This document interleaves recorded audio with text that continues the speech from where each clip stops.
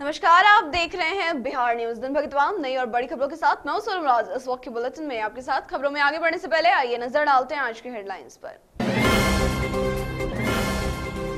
CM Nitish Kumar ने अपने मंत्रिमंडल सहयोगियों के साथ की बैठक, विकास कार्य करने के बारे में दी आवश्यक जानकारी। पूर्व मुख्यमंत्री तेजस्वी यादव ने एनजीआर रिपोर्ट के आधार पर नई कैबिनेट में 75% दागी नेताओं के शामिल होने के मामले में सीएम नीतीश कुमार से पूछा, क्या इन दागी नेताओं पर होगी कोई कार्रवाई। शरद यादव की नई पार्टी बनाने की अटकलों के बीच जदयू ने कहा, शरद यादव रहेंगे पार्टी में ही।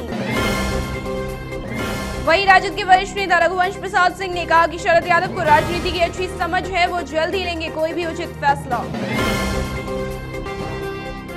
और कई दशक से बंद पड़े रोहतास उद्योग समूह को पुनः खुलवाने की मांग को लेकर डेहरी में रेल ट्रैक पर बैठकर पूर्व विधायक समेत लोगों ने किया प्रदर्शन।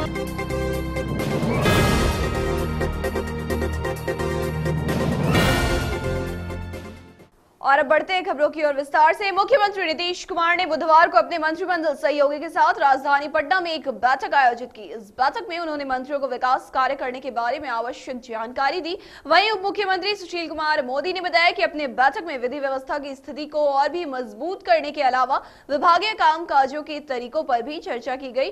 उधर संसदीय कार्य मंत्री श्रवण कुमार ने बैठक के बारे में जानकारी देते हुए बताया कि मुख्यमंत्री ने मंत्रियों को निर्देश दिया है कि वे विभागीय अधिकारियों के साथ पूरी तरह से तालमेल बैठाकर विकास कार्य को गति प्रदान करें। 2 कैबिनेट के बाद माननीय मुख्यमंत्री जी ने बैठक बुलाई है सभी मंत्रिमंडल के सदस्यों का, और इस बैठक में माननीय मंत्री को किस तरह से काम करना है, किस तरह से आगे चलना है, किस तरह से डिपार्टमेंट को संभालना है,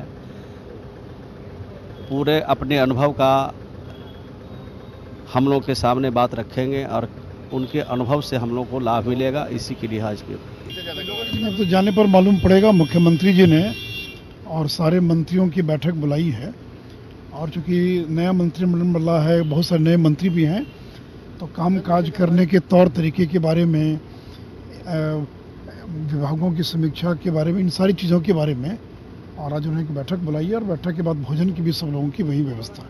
माननीय मुख्यमंत्री जी ने फर्स्ट बार कैबिनेट में ही कहा कि आप लोग दूसरी कैबिनेट के बाद बुलाएंगे, सभी विभाग के समीक्षा करेंगे, और उसमें आप लोग कुछ लोग नए भी हैं, और हम लोग बैठकर जो भी समस्या होगी विभाग संबंधित उसमें जानकारी देने का भी हम लोग प्रयास करेंगे। तो एक प्रकार से नई मंत्रिमंडल के बीच बैठकर और विभागों के बारे में नए लोगों को और या हम लोगों को भी वो जानकारी देंगे, इसलिए आज ये बैठक आयोजित है। बात के तहत हम लोगों को क्या दिशा निर्देश देते हैं, इस विषय में बहुत कुछ तो हम नहीं कह पाएंगे, उस निर्देश का अनुपालन हम लोग करेंगे। मुख्यमंत्री का 7 निश्चय योजना है, आप बीजेपी उस योजना को पूरा करेंगे? देखिए, माननीय मुख्यमंत्री जी का जो योजना है उसको हम लोग अक्षरशः पालन करेंगे। बिहार के विकास पर ही तो चर्चा होगी ना। माननीय मुख्यमंत्री जी बिहार के विकास के लिए उन्होंने बुलाए हैं सारे लोगों को, और सुशासन स्थापित हो, बेहतर बिहार बनाने के लिए मुख्यमंत्री को बुलाने का हक है, और ये कोई एजेंडा नहीं है। ये जिस भी मुद्दे पर कैसे अच्छी तरह शासन चले, क्या दृष्टि है और विधायकों और मंत्रियों की क्या सोच है, उसकी मुख्यमंत्री जी की एक समीक्षा है। ये एक स्वाभाविक प्रक्रिया है। चर्चा भी होगी, और ऐसे भी जो नई सरकार बनी है जनता को बहुत आशा और उम्मीद है। हम लोग इस पर खरे उतरने वाले हैं, काम करने वाले लोग हैं, पहले भी काम किए थे, अब भी काम करेंगे, और निश्चित रूप से ये जो नई सरकार बनी है इसमें बिहार प्रगति करेगा, विकास की ऊंचाइयों को छुएगा। और हमारे मुख्यमंत्री जी की भी इच्छा है कि समाज में रहने वाले अंतिम व्यक्ति अंतिम गांव तक विकास की किरण पहुंचे, उसके लिए हम लोग लगातार तत्पर हैं। पूर्व डिप्टी सीएम तेजस्वी प्रसाद यादव ने सीएम नीतीश कुमार पर हमला बोला है और हमला बोलते हुए उन्होंने कहा, ये बात पूछी है कि एसडीआर रिपोर्ट के आधार पर नई कैबिनेट में 75% दागी नेता शामिल है, तो सीएम नीतीश कुमार की अंतरात्मा क्या दागी नेताओं पर कार्रवाई करेगी? वही नेता प्रतिपक्ष तेजस्वी प्रसाद यादव ने प्रेस वार्ता के मौके पर कहा कि उन पर झूठे एफआईआर का बहाना बनाकर सीएम नीतीश कुमार ने महागठबंधन से उन्हें अलग कर दिया है। उन्होंने आगे पूछा कि विश्वास मत का लाइव प्रसारण क्यों बंद कर दिया गया था, इसका जवाब सीएम नीतीश कुमार जल्द से जल्द हमें दे। जो आजकल के जो राजनीतिक माहौल को लेकर के जो चर्चा हो रही है, माननीय मुख्यमंत्री जी ने प्रेस कॉन्फ्रेंस किया, लालू जी ने प्रेस कॉन्फ्रेंस करने का काम किया और आखिर में जिस बात पे ये घटना हुई, मेरे पे मुकदमा हुआ, एफआईआर हुआ सीबीआई द्वारा, इसको बहाना बना करके नीतीश जी को एक एक्सक्यूज चाहिए था जिससे कि वो एनडीए सरकार में जाएं।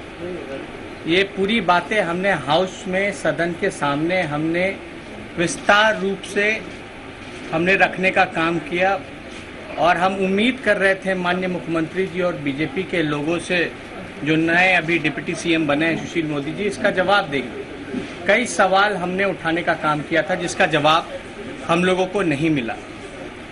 फिर कुछ दिन बाद, 2 दिनों बाद जो मुख्यमंत्री जी की जो पीसी हुई, हम उम्मीद कर रहे थे कि हो सकता है कि उस प्रेस कॉन्फ्रेंस में भी मुख्यमंत्री जी जो हमारे सवाल जो थे उठाए हुए, उसका वो जवाब देने का काम करें, लेकिन उन्होंने एक भी सवाल का जवाब देने का काम नहीं किया। पनामा में जिन जिन बीजेपी के मुख्यमंत्रियों के बेटे का नाम आया है, छत्तीसगढ़ के रमन सिंह के बेटे का नाम आया है, अमिताभ बच्चन जो कि इनके ब्रांड एम्बेसडर हैं जीएसटी के, उनका नाम आया, और अदानी जी के जो बड़े भाई हैं उनका नाम आया है, तो क्या जीरो टॉलरेंस की नीति वहां भी लागू होगी?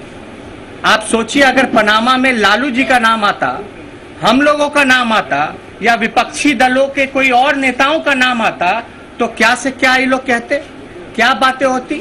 पहले जो हमने हाउस में पूछा था उसका तो जवाब नहीं मिला, क्योंकि उनके पास कोई जवाब नहीं था। और हम उम्मीद करते हैं कि आज जो हम उनके प्रेस कॉन्फ्रेंस में जो बातें रख रहे हैं, एकदम सच्चाई है, रखने का हम काम कर रहे हैं। और इससे ऐसा नहीं है कि किसी को ये बातें पता नहीं है, कई ऐसी बातें हैं जो प्रेस मीडिया में भी आया। तो जो बात हुई जीरो टॉलरेंस नीति की, आप सबको पता था, जब ने कार्यभार संभाला था तो मेरा भी ये स्टेटमेंट आया था कि जीरो टॉलरेंस ऑन करप्शन को हमारी नीति रहेगी। और हमने ये भी सदन में बोला था, जो मुख्यमंत्री जी ने उस चीज को दोहराया। और अब बात बिहार विधानमंडल के मानसून सत्र की शुरुआत की, जो कि 21 अगस्त से शुरू होगा। राज्य मंत्रिमंडल के राजधानी पटना में हुई बैठक में इससे संबंधित प्रस्ताव पर सहमति दी गई। बैठक में कुल 12 प्रस्तावों पर मंजूरी दी गई। कैबिनेट विभाग के प्रधान सचिव ब्रजेश मेहरोत्रा ने बताया कि मंत्रिमंडल ने राज्य में विधि सलाहकार के एक पद का भी सृजन करने का निर्णय लिया है। इसके अलावा राज्य वेतन आयोग की कार्यावधि बढ़ाने के प्रस्ताव को भी मंजूरी दी गई है। राज्य सरकार नॉन बैंकिंग कंपनियों के कार्यकलापों पर नजर रखने के लिए विशेष कदम उठा रही है। इसी वित्त विभाग ने एक वेब पोर्टल बनाया है। उप मुख्यमंत्री और वित्त मंत्री सुशील कुमार मोदी ने इसका शुभारंभ किया। इस मौके पर सुशील कुमार मोदी ने कहा कि नॉन बैंकिंग कंपनियों के बारे में काफी शिकायतें मिल रही हैं, इसे दूर करने के लिए नई पहल कारगर होगी। उन्होंने आगे कहा कि ग्राहकों के साथ धोखाधड़ी करने वाली नॉन बैंकिंग कंपनियों के विरुद्ध सरकार कड़ी से कड़ी कार्रवाई करेगी। नेट पर जाकर देख सकता है कि मेरे जिले में किन किन नॉन बैंकिंग फाइनेंस कंपनियों को जमा करने की अनुमति दी गई है, कौन कौन सी कंपनी, उसका नाम क्या, उसका पता क्या है, उसकी आर्थिक स्थिति क्या है, और ये सारी सूचनाएं उस पोर्टल पर देने का व्यवस्था किया गया है। तो इस पोर्टल पर भी हम लोग ये भी व्यवस्था करेंगे कि किसी को भी अगर किसी नॉन बैंकिंग फाइनेंस कंपनियों पर कोई सूचना देना है, जानकारी देना है कि पैसा लेकर चला गया, लोगों को तंग कर रहा, परेशान कर रहा है, तो उन सारी सूचनाओं को, कंप्लेन को भी वहां लॉन्च करने की व्यवस्था रहेगी। विश्व स्तनपान सप्ताह के अवसर पर महावीर वात्सल्य अस्पताल में एक व्याख्यान माला का आयोजन किया गया। कार्यक्रम में वक्ताओं ने कहा कि मां का दूध बच्चों के लिए अमृत के समान होता है। इस अवसर पर सेव द चिल्ड्रन के राज्य प्रमुख राफे एजाज हुसैन ने कहा कि बच्चों को मां का दूध पिलाने से उन्हें डायरिया और निमोनिया जैसी परेशानियों से बचाया जा सकता है। और अब बात शरद यादव की नई पार्टी बनाने की चर्चाओं की, जहां इन तमाम चर्चाओं के बीच जदयू प्रवक्ताओं ने एक बार फिर से उम्मीद जताई है कि शरद यादव पार्टी में ही रहेंगे। जदयू प्रवक्ता अजय आलोक ने कहा कि सावन चल रहा है और इसके बाद भादो को ही आना है और फिर तो शरद ही आता है। उन्हें लेकर पार्टी में कोई भी चिंता नहीं है। उधर राजद के वरिष्ठ नेता रघुवंश प्रसाद सिंह ने कहा है कि शरद यादव सब कुछ समझते हैं, उन्हें राजनीति की अच्छी समझ है। उन्होंने नीतीश कुमार पर निशाना साधते हुए कहा कि कभी बीजेपी के एजेंट कहे जाने वाले अभी प्रेजेंट हैं। शरद यादव पुराने अनुभवी नेता हैं, उनको फजीहत जदयू में अवमानना लोग कर रहे हैं, तो इसलिए वो नई पार्टी बनावे या जो कुछ करें, सेकुलर पार्टी को देश भर में एकजुट करने का प्रयत्न करेंगे, उसका हम लोग पुरजोर समर्थन कर रहे हैं। अगली खबर की ओर, नीतीश के खासम खास और जदयू नेता आरसीपी सिंह ने कहा है कि राजद सुप्रीमो लालू प्रसाद यादव एक नंबर के घमंडी नेता हैं। एक पांव उनका जेल में है तो दूसरा पांव कब्र में है। तबादले में पैसे के लेन देन के आरोप उन्होंने जो भी मुझ पर लगाए हैं वो सरासर झूठे हैं। आपको बता दें कि राजद सुप्रीमो लालू प्रसाद यादव ने मंगलवार को अपने प्रेस कॉन्फ्रेंस में जदयू नेता आरसीपी सिंह को मुख्यमंत्री नीतीश कुमार का कलेक्शन एजेंट बताया था। इसके साथ ही उन्होंने उन्हें एक दागी अफसर भी कहा था। इसी बात पर पलटवार करते हुए जदयू नेता आरसीपी सिंह ने राजद सुप्रीमो लालू प्रसाद यादव को हताश और निराश नेता कहा है। मुख्यमंत्री नीतीश कुमार ने पूर्व केंद्रीय मंत्री संतोष मोहन देव के निधन पर शोक संवेदना व्यक्त की है। मुख्यमंत्री नीतीश कुमार ने अपने शोक संदेश में कहा कि वो एक प्रख्यात राजनेता और प्रसिद्ध समाज सेवी थे। उनके निधन से न केवल सामाजिक बल्कि राजनीति के क्षेत्र में भी अपूरणीय क्षति हुई है।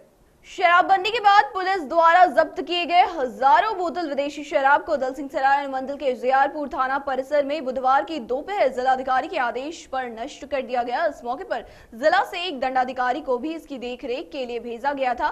थानाध्यक्ष मोहम्मद खुशबुद्दीन की मौजूदगी में जेसीबी से शराब की बोतलों को तोड़ दिया गया और बोतलों के अवशेष को एकत्र कर मिट्टी के तले गाड़ दिया गया। घंटे तक चली इस कार्यवाही को देखने के लिए काफी संख्या में आसपास के ग्रामीण लोग भी मौजूद थे। इस संबंध में दलसिंहसराय के एसडीपीओ संतोष कुमार ने बताया कि बिहार में शराबबंदी लागू होने के बाद उजियारपुर थाना प्रभारी द्वारा लगातार छापेमारी कर 4044 विदेशी शराब की बोतलों को जब्त किया गया था और इस अवैध कारोबार में लगे कारोबारियों को भी गिरफ्तार कर जेल भेजा गया है। कई दशक से बंद पड़े रोहतास उद्योग समूह को पुनः खुलवाने की मांग को लेकर डेहरी के एक्स एमएलए प्रदीप जोशी ने बुधवार को अपने समर्थकों के साथ गया मुगलसराय रेल खंड के डेहरी के बीच रेल ट्रैक पर बैठ गए और रेल प्रशासन और केंद्र सरकार के खिलाफ जमकर नारेबाजी की। पूर्व विधायक प्रदीप कुमार जोशी का कहना है कि आज से 3 साल पहले सुअरा में प्रधानमंत्री नरेंद्र मोदी ने अपने चुनावी भाषण में रेल कारखाने को शुरू करवाने की बात कही थी, लेकिन आज तक डालमिया नगर उद्योग समूह में ये कार्रवाई शुरू नहीं की जा सकी। 2008 में रेल बजट पास होने के बाद भी अब तक ना ही इसका शिलान्यास हुआ है और ना ही इस दिशा में कोई भी सार्थक प्रयास किए गए हैं। वहीं आगे उन्होंने कहा कि कारखाना बंद होने से इलाके में भूखमरी की स्थिति बन गई है और यहाँ के लोग बेरोजगार हो गए हैं। प्रदर्शन करने के दौरान काफी तादाद में पुरुष और महिला समर्थकों ने बीच ट्रैक पर ही बैठकर जाम कर दिया। इस क्रम में कई घंटों से डेहरी बरवाहडीह पैसेंजर बीच रास्ते में ही खड़ी रही। चालू करो, चालू करो, चक्का जाम रहेगा। रेल कारखाना चालू करने के लिए पीछे 2 फरवरी को भी रेल चक्का जाम था। प्रशासन 6 महीना का समय लिया था, आज तक कार्य शुरू नहीं किया। आज 2008-9 से बजट पास से शिलान्यास हो गया और रेल कारखाना में कार्य शुरू नहीं हुआ। यही हम लोग की मांग है कि रेल कारखाना चालू हो, रेल का चक्का जाम किए हैं। अगर आपकी मांगे नहीं मानी जाती है तो क्या स्टेप होगा अगला आपका? मांग तो मांगना ही है ना, तो ये रोड से न ट्रेन हो जाएगा। रेल तो कारखाना खोलना ही है इनको। तो हम लोग का गरीबी है, खाने के लिए बाल बच्चा मर रहा है, सवाल भटक भटक रोजगार खोज रहे हैं, नहीं मिल रहा है। और हम लोग 6 महीना पहले रेल जाम किए, सरकार से अपना अर्ज गाए कि देखिए हम लोग का अर्ज सुनिए, हम लोग का गांव में कारखाना रहते हुए हमारे सवांग हमारे बेटा भटकल चल रहा है, कहीं रेलवे में कट के मर जा रहा है, कहीं भूखे जा करके जान दे रहा है।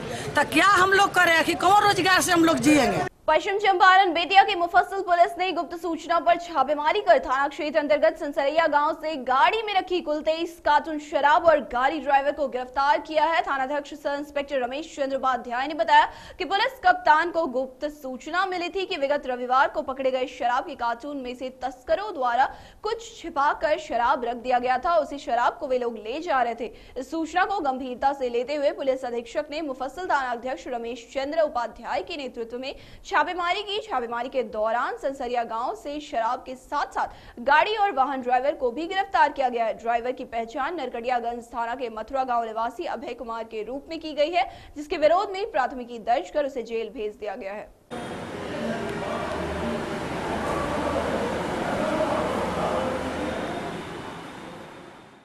बिजनौर जिले की अदालत ने एक ट्रिपल हत्याकांड के आरोपी को फांसी की सजा सुना दी है। आरोपी ने 3 साल पहले अपने 2 सगे भाइयों और अपने ही एक लड़की को जिंदा जला दिया था। तब से लेकर आज तक ये मामला अदालत में विचाराधीन था। फिर एडीजे ने आरोपी इरफान को फांसी की सजा सुनाई थी। आरोपी के सामने अब हाईकोर्ट का ही सहारा बचा हुआ है।